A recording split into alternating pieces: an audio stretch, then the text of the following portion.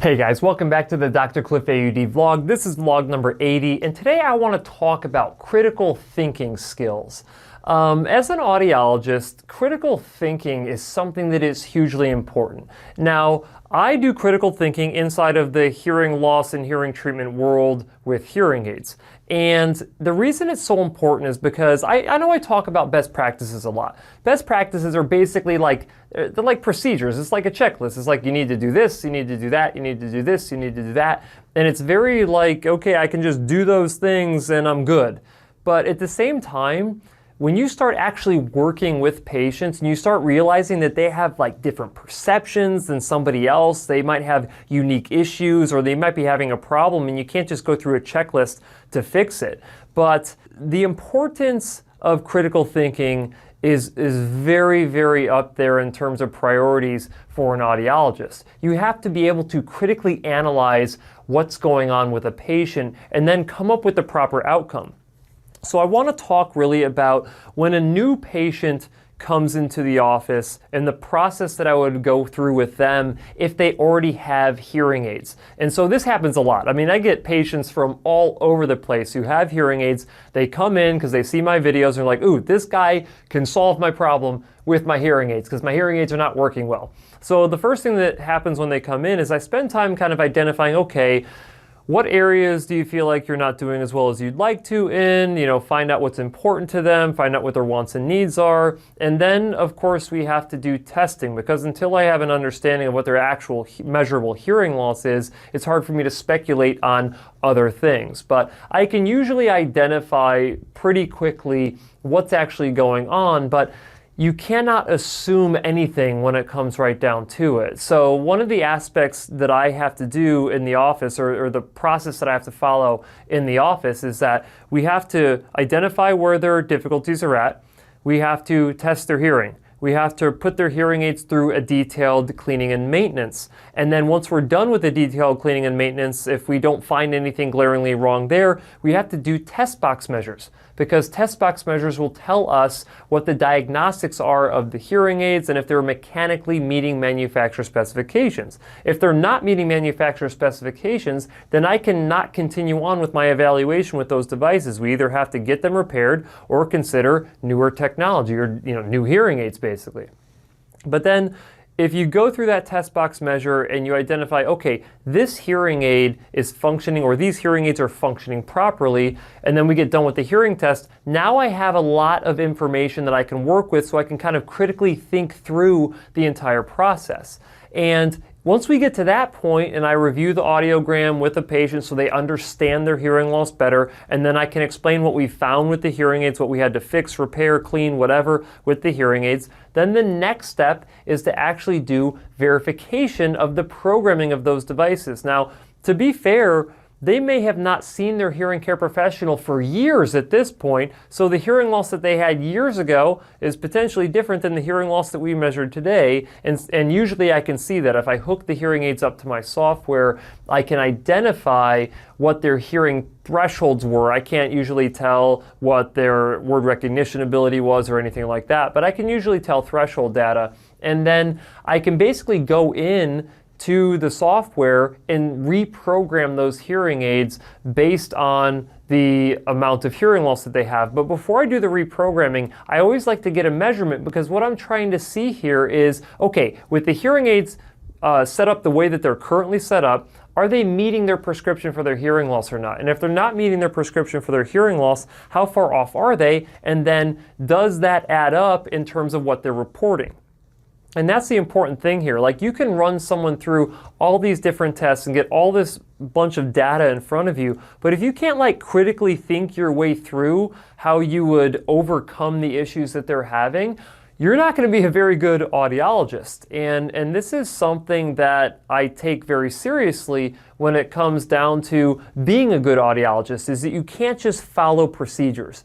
You have to think through the procedure and think about what you're doing. And in this particular scenario, you can go any which way. I mean, maybe reprogramming is the solution. Maybe you can't fix the problem with reprogramming of those hearing aids. Maybe you have to have different devices that can accomplish what that particular patient wants. Maybe it's something that's completely unrelated to the devices and it's something that's more of a counseling issue. Or maybe it requires an accessory, in order to make hearing devices work better than they would work on their own. But the point is that the reason I love my job is because every day is similar, and I'm a very routine individual, but every day is so completely different because you see so many different things. You get so many different reports of issues. You get so much good feedback when you actually go through the process and you critically think a solution. And the crazy thing is that sometimes the solution that I think is the right solution ends up being the wrong solution, and then I have to go back to the drawing board and be like, okay, I was thinking this, but that actually didn't work. So what's the next step of this, right? And sometimes it requires reaching out to other colleagues and being like, hey, I've got this tough case and I just cannot figure it out. And sometimes you'll get really good feedback from another professional who has critically thought out a different way of approaching the same problem that results in better success. I mean, I am not ashamed to admit that there are times where I'm up against something and I cannot figure out what the problem is, but there's always someone out there. If you haven't realized this yet, there's always someone who's smarter than you out there. You just have to find those people and then ask them what they would do on occasions, and then it makes you better at the same time. I think this is just the coolest thing about my profession, other than the fact that we're totally changing lives. I mean, to take someone from not being able to hear their friends and family members and all of that to being able to communicate relatively effortlessly is just extremely rewarding. And I've had a couple of really, really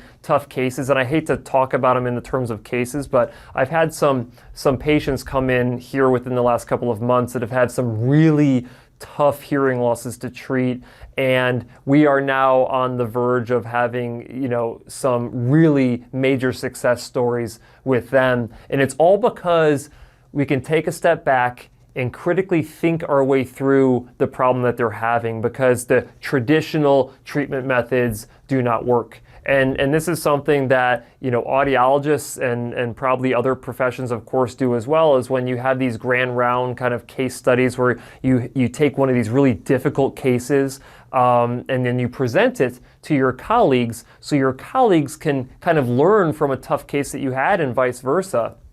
This is something I did when I was a student as well. We had grand rounds where different students would present different tough cases, and it was very beneficial to learn from those cases. And I remember that my case that I presented was a really huge mistake that I made as a student when treating hearing loss for someone who had a canal wall down mastoidectomy done, and ended up making that person throw up in my office. So yeah, not everything is sunshine and rainbows in the office. But nonetheless, that's really what I wanted to talk today about, was this aspect of being able to use critical thinking, and in often cases, following best practices is something that should be done. But following them and being able to use critical thinking while you're doing it is what's really going to result in the best outcome possible. Now, the other thing I want to mention before I wrap up this video is that if you guys want me to talk about something specifically, if you're curious about something, if you have questions about something, reach out and let me know. I do want to keep these vlogs going, but I don't want to keep them going if you guys are not interested in the things that I'm talking about. So one of the best ways to talk about things you're interested in is to identify or have you guys tell me what you're interested in, and then I can talk about those things. Otherwise, I mean, if you guys don't want me to continue on with this vlog, I absolutely don't have to. You guys just got to let me know what you want me to do. That being said, if you have not yet hit the thumbs up button, why don't you go ahead and do that right now? I'll wait.